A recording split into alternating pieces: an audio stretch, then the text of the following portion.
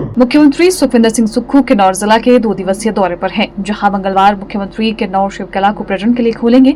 मुख्यमंत्री के प्रधान मीडिया सलाहकार नरेश चौहान ने इससे बॉर्डर एरिया में पर्यटन को बढ़ावा मिलने की उम्मीद जताई है।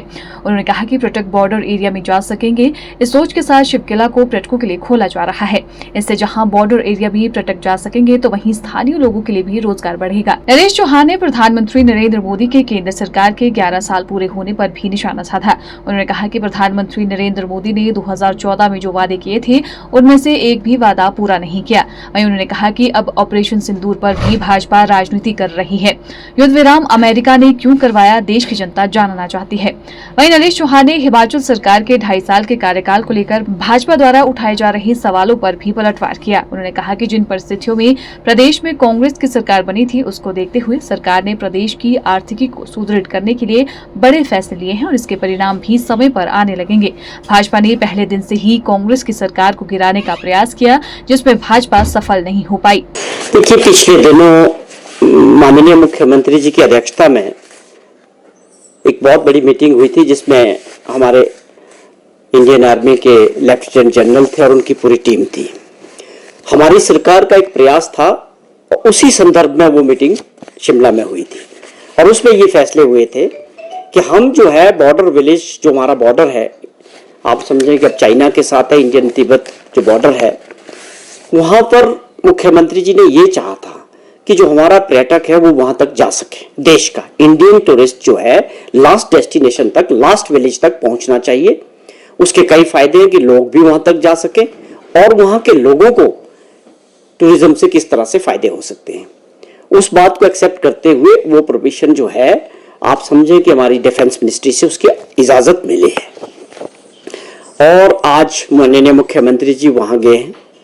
आप समझे, ये जो आपका शिवकला जो एक लास्ट डेस्टिनेशन है किन्नौर के अंदर, आज माननीय मुख्यमंत्री जी वहां गए हैं और इसी मकसद से उस एरिया को, चाहे आईटीबीपी है चाहे इंडियन आर्मी का जो है एरिया, अब आज के बाद वो सबको जो है, जो हिंदुस्तान के रहने वाले लोग हैं, अपने आइडेंटिटी कार्ड के जरिए लास्ट विलेज तक जो है पर्यटक जा सकता है। तो उससे स्वाभाविक तौर पे वहां रहने वाले जो लोग हैं हमारे, जो आप समझे कि बॉर्डर विलेजेस हैं, उनको भी एक बहुत बड़ा टूरिज्म का जब वहां बढ़ेगा तो उनकी आर्थिकी में भी उसका फायदा होगा।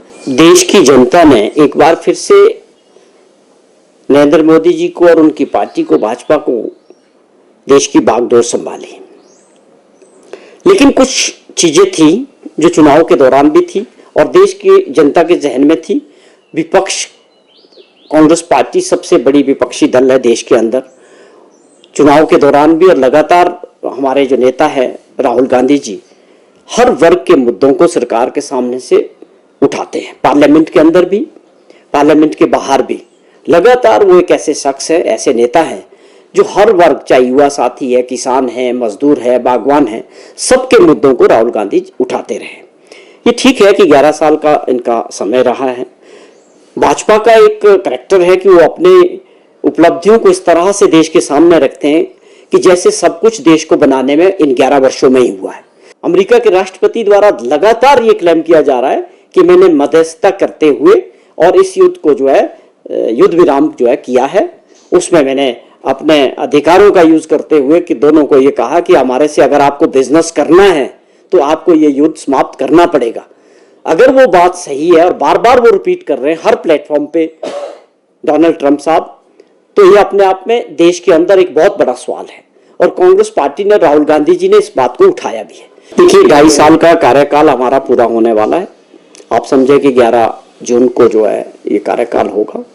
जिन परिस्थितियों में प्रदेश की जनता ने कांग्रेस पार्टी को मौका दिया था और माननीय सुखविंदर सिंह सुक्खू जी की अध्यक्षता में ये सरकार बनी, बहुत बड़े बड़े फैसले करने का प्रयास किया गया। जो चीजें कई वर्षों से बदलने चाहिए थी, जिसमें बदलाव होने चाहिए थे, जिसकी ओर ध्यान देना चाहिए था, वो हमारी सरकार ने बेखूबी उसमें प्रयास किए हैं। ये स्वाभाविक तौर पे है कि उसके परिणाम आने में थोड़ा समय लगता है। जब आप व्यवस्थाओं को बदलते हैं जो लगातार 30-40 साल से चल रही थी, उसमें जब चेंजेस करते हैं तो आपका कई बार लोग उसको विरोध भी करते हैं। लग जब इसके परिणाम आएंगे, इसका प्रदेश की जनता को और प्रदेश को फायदा होगा। लेकिन दुर्भाग्यपूर्ण पहले दिन से जो विपक्ष में लोग बैठे हैं, विपक्ष के जो नेता हैं भाजपा के, वो पूरे देश के सामने, पूरी दुनिया के सामने किस प्रकार सरकार को कमजोर करने का साजिश करके और किस प्रकार गिराने का प्रयास किया गया लोकतंत्र में चुनी हुई सरकार को, वो सारी दुनिया ने देखा कि उसके पीछे क्या मंशा थी, इन लोगों की क्या मंशा थी। आप चुनी हुई सरकार को गिराने का प्रयास, जिस प्रकार से पार्टी को तोड़ने का प्रयास किया गया, तो उसके पीछे क्या मंशा थी? क्या आप सरकार को, प्रदेश को मजबूत करना चाहते थे या सरकार को कमजोर करना चाहते? Bureau report, channel 9 Shimla.